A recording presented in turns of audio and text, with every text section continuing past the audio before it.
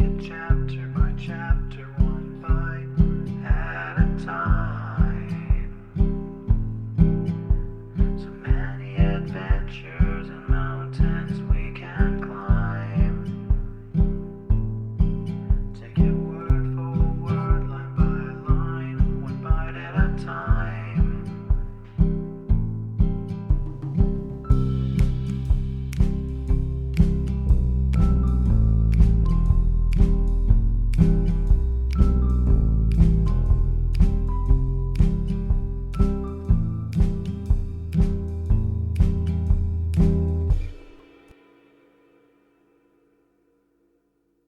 Welcome to Bite at a Time Books, where we read you your favorite classics one bite at a time. My name is Bree Carlile, and I love to read, and wanted to share my passion with listeners like you. If you want to know what's coming next and vote on upcoming books, sign up for our newsletter at biteatatimebooks.com. You'll also find our new t-shirts in the shop, including podcast shirts and quote shirts from your favorite classic novels. Be sure to follow my show on your favorite podcast platform so you get all the new episodes. You can find most of our links in the show notes. But also our website, biteatatimebooks.com, includes all of the links for our show, including to our Patreon to support the show, and YouTube, where we have special behind the narration of the episodes. We're part of the Bite at a Time Books Productions Network. If you'd also like to hear what inspired your favorite classic authors to write their novels, and what was going on in the world at the time, check out the Bite at a Time Books Behind the Story podcast, wherever you listen to podcasts. Please note, while we try to keep the text as close to the original as possible, some words have been changed to honor the marginalized communities who've identified the words as harmful, and to stay in alignment with Bite at a Time Books' brand values. Today we'll be continuing Pride and Prejudice by Jane Austen. Chapter 19. The next day opened a new scene at Longbourn. Mr. Collins made his declaration in form, having resolved to do it without loss of time, as his leave of absence extended only to the following Saturday, and having no feelings of diffidence to make it distressing to himself even at the moment, he set about it in a very orderly manner, with all the observances which he supposed a regular part of the business. On finding Mrs. Bennet, Elizabeth and one of the younger girls together soon after breakfast, he addressed the mother in these words. "May I hope, madam, for your interest with your fair daughter Elizabeth when I solicit for the honor of a private audience with her in the course of this morning?" Before Elizabeth had time for anything but a blush of surprise, Mrs. Bennet instantly answered, "Oh dear, yes, certainly. I am sure Lizzie will be very happy. I am sure she can have no objection. Come, Kitty, I want you upstairs." And gathering her work together, she was hastening away when Elizabeth called out, "Dear ma'am, do not go. I beg you will not go. Mr. Collins must excuse me. He can have nothing to say to me that anybody need not hear. I'm going away myself. No, nonsense, Lizzie. I desire you will stay where you are." And upon Elizabeth seeming really, with vexed and embarrassed looks, about to escape, she added, "Lizzie, I insist upon your staying and hearing Mr. Collins." Elizabeth would not oppose such an injunction, and a moment's consideration making her also sensible that it would be wisest to get it over as soon and as quietly as possible, she sat down again, and tried to conceal by incessant employment the feelings which were divided between distress and diversion. Mrs. Bennet and Kitty walked off, and as soon as they were gone, Mr. Collins began, "Believe me, my dear Miss Elizabeth, that your modesty, so far from doing you any disservice, rather adds to your other perfections. You would have been less amiable in my eyes had there not been this little unwillingness. But allow me to assure you that I have your respected mother's permission for this address. You can hardly doubt the purport of my discourse. However, your natural delicacy may lead you to dissemble. My intentions have been too marked to be mistaken. Almost as soon as I entered the house, I singled you out as the companion of my future life.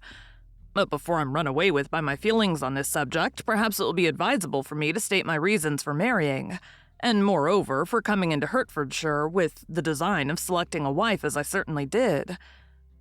The idea of Mr. Collins, with all his solemn composure, being run away with by his feelings, made Elizabeth so near laughing that she could not use the short pause he allowed in any attempt to stop him further.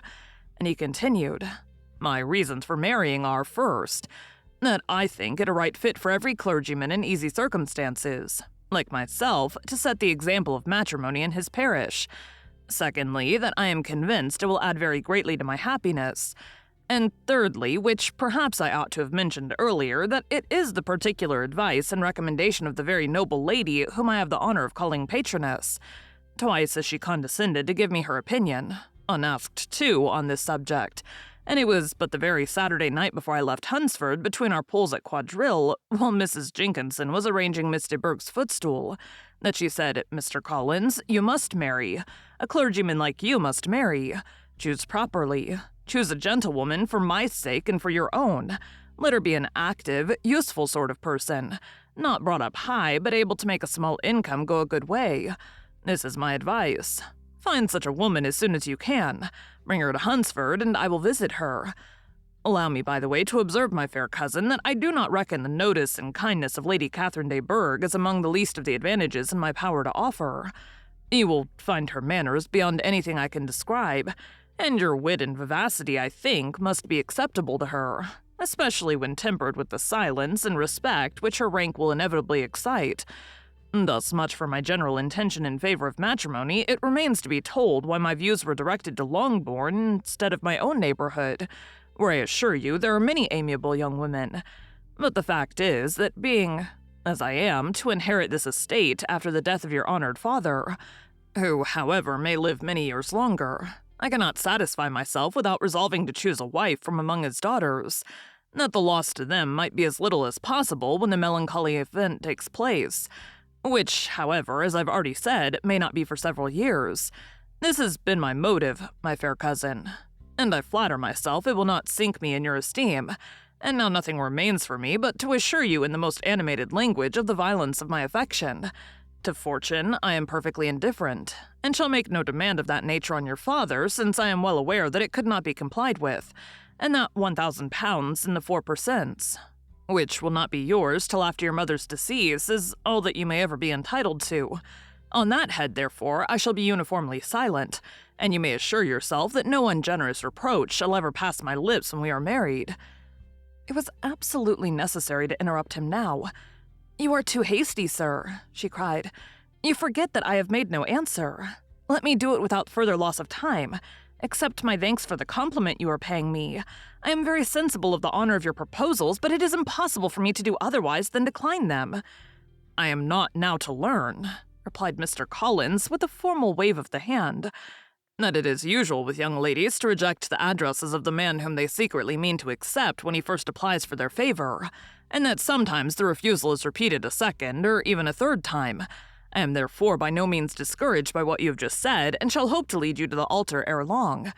"Upon my word, sir," cried Elizabeth, "your hope is rather an extraordinary one after my declaration.